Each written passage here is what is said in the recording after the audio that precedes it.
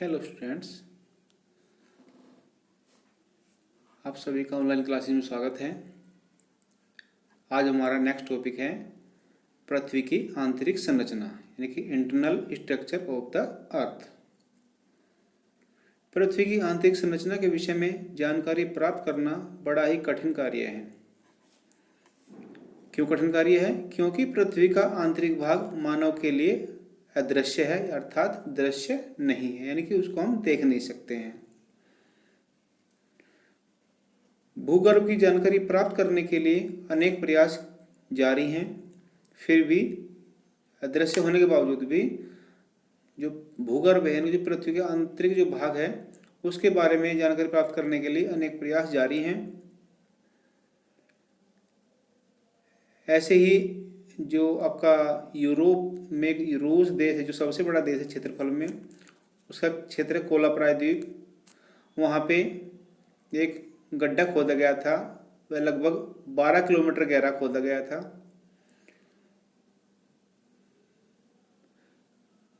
जो कि अब तक का ज्ञात सबसे गहरा गड्ढा है, 12 किलोमीटर। लेकिन पृथ्वी की त्रिज्या कितनी है? 6371 किलोमीटर। तो उस दृष्टि से 12 किलोमीटर गड्ढा कोई मायने नहीं रखता, उससे कोई विशेष जानकारी हमें प्राप्त नहीं हुई, क्योंकि केवल 12 किलोमीटर गहरा था और जबकि त्रिज्या है वो 6371 किलोमीटर है। तो पृथ्वी की आंतरिक संरचना के विषय में जानकारी देने वाले स्रोतों को 3 वर्गों में विभाजित किया जा सकता है। यानी पृथ्वी की आंतरिक संरचना संबंधी जो प्रमाण है, जो स्रोत हैं, उनके 3 भागों में विभाजित किया जा सकता है। पहला है अप्राकृतिक स्रोत,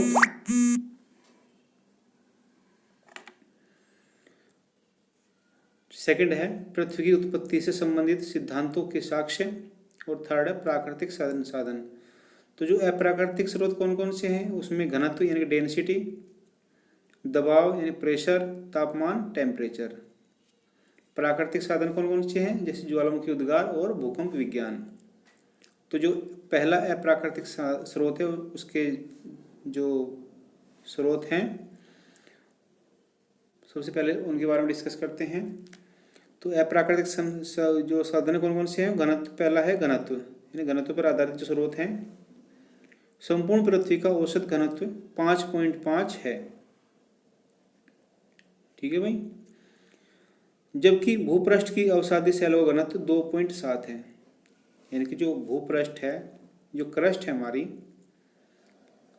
आपको पता है कि जो पृथ्वी है वो 3 परतों में डिवाइड है, क्रस्ट, मेंटल और कोर। तो क्रस्ट को भूपृष्ठ कहते हैं।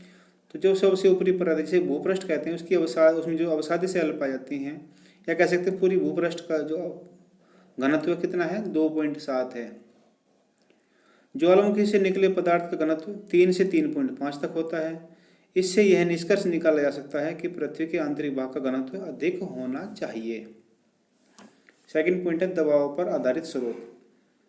पृथ्वी की सतह से आंतरिक भागों की ओर जाने पर दाब में वृद्धि होती है, जिसके फलस्वरूप घनत्व में भी वृद्धि होती है। दाब में यह वृद्धि बाहरी तत्वों के कारण मानी जाती है। इसी प्रकार पृथ्वी के केंद्र में घनत्व लगभग 11 या 12 ग्राम प्रति घन सेंटीमीटर पाया जाता है। वैज्ञानिकों का विचार है कि पृथ्वी के भीतरी भाग में स्थित पदार्थ ही भारी हैं, जिससे केंद्र पर दाब अधिक होता है। अधिक दाब के कारण ही ज्वालामुखी विस्फोट होते हैं तथा आंतरिक शक्तियां काम करती हैं। और नेक्स्ट पॉइंट है तापमान पर आधारित स्रोत। सामान्यतः भूगर्भ में जाने पर 32 मीटर की गहराई पर 1 डिग्री सेल्सियस तापमान बढ़ जाता है।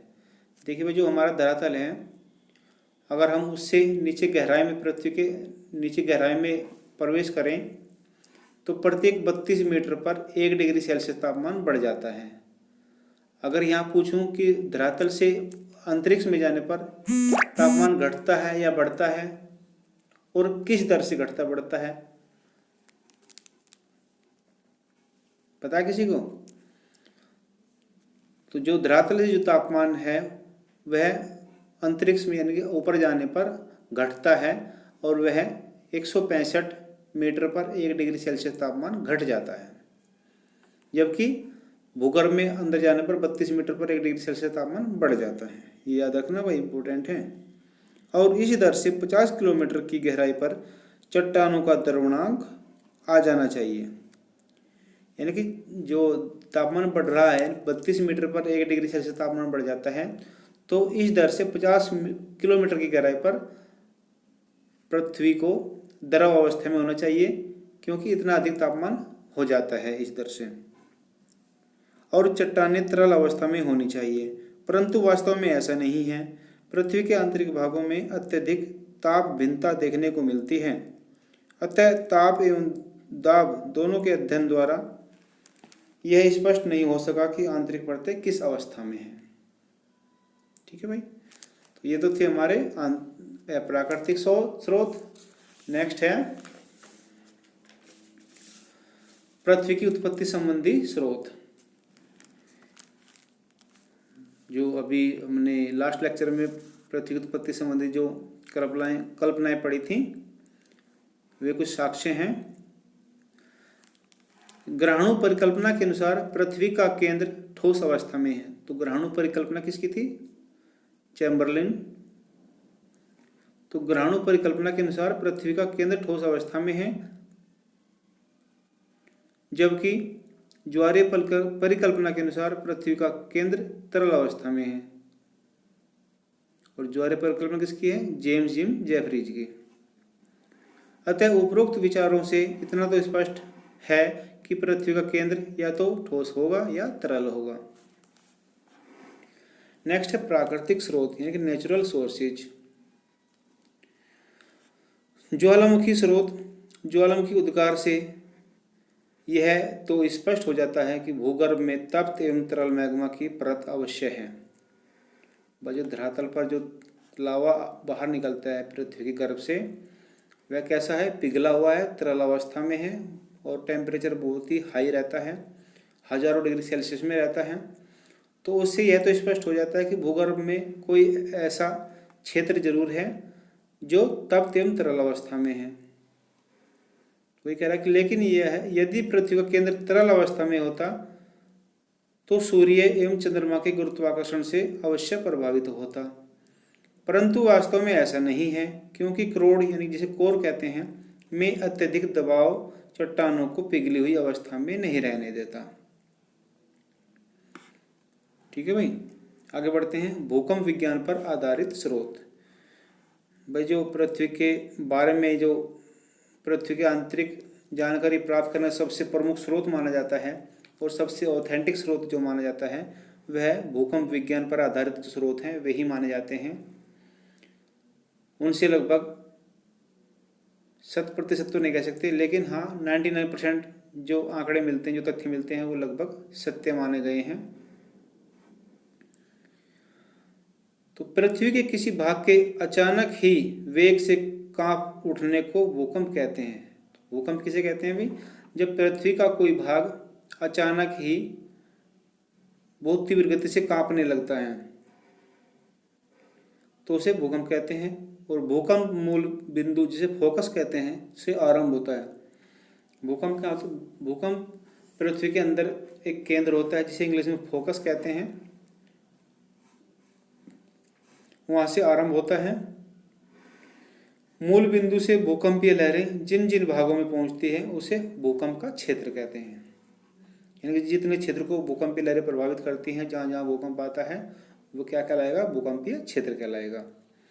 तो भूकंप मूल से 3 प्रकार की लहरें आरंभ होती हैं। तो भूकंप से कितनी लहरें निकलती हैं? 3 प्रकार की। फर्स्ट है प्राथमिक लहरें अथवा अनुदैर्ध्य लहरें। इन्हें विभिन्न नामों से जाना जाता है इंग्लिश में भी, जैसे कि प्राइमरी, लॉन्गिट्यूडिनल, कंप्रेशनल और पी वेव्स।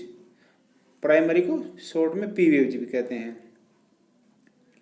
तो पी तरंगे ध्वनि तरंगों के समान अनुदैर्ध्य तरंगे होती हैं। इनकी गति सबसे अधिक होती है। ये ठोस, द्रव एवं गैसीय तीनों माध्यमों में गमन कर सकती हैं, परंतु इनकी गति ठोस भाग में अपेक्षाकृत अधिक होती है। जो ये पी तरंगे हैं, किस माध्यम में सबसे ज़्यादा होती है इनकी गति? ठोस माध्यम में, जबकि द्रवावस्था में कम हो जाती है। सेकंड है गौण अथवा आड़ी तरंगे, सेकेंडरी या ट्रांसवर्स वेव्स कहते हैं। ये द्वितीयक अथवा गौण तरंगे जल तरंगों अथवा प्रकाश तरंगों के समान होती है। इनमें कणों की गति लहर की दिशा के समकोण पर होती है, इसी कारण इन्हें आड़ी लहरें कहते हैं। इन्हें एस लहरें भी कहते हैं। सेकेंडरी का शॉर्ट फॉर्म हो गया एस वेव्स। तो ये लहरें भी अत्यधिक गहराई तक प्रवेश कर जाती हैं, किंतु तरल भाग में लुप्त हो जाती हैं। और थर्ड पॉइंट है इसका धरातलीय लहरें, सरफेस वेव्स या लॉन्ग वेव्स और शॉर्ट में एल वेव्स कहते हैं। ये लहरें केवल धरातल के ऊपरी भाग को ही प्रभावित करती हैं, इसलिए इन्हें धरातलीय लहरें कहते हैं। ये अत्यधिक प्रभावशाली लहरें होती हैं, यद्यपि इनकी गति सबसे कम होती है। जो अब तक ऊपर दो लहरें और बताई गई हैं, तो उनमें इसकी गति सबसे कम होती है, लेकिन सबसे अधिक विनाशकारी होती है। ये गति सबसे कम है लेकिन विनाशकारी सबसे अधिक होती है ये। तो इन लहरों की गति तथा भ्रमण पथ के आधार पर पृथ्वी के आंतरिक भाग के विषय में जानकारी प्राप्त की जा सकती है।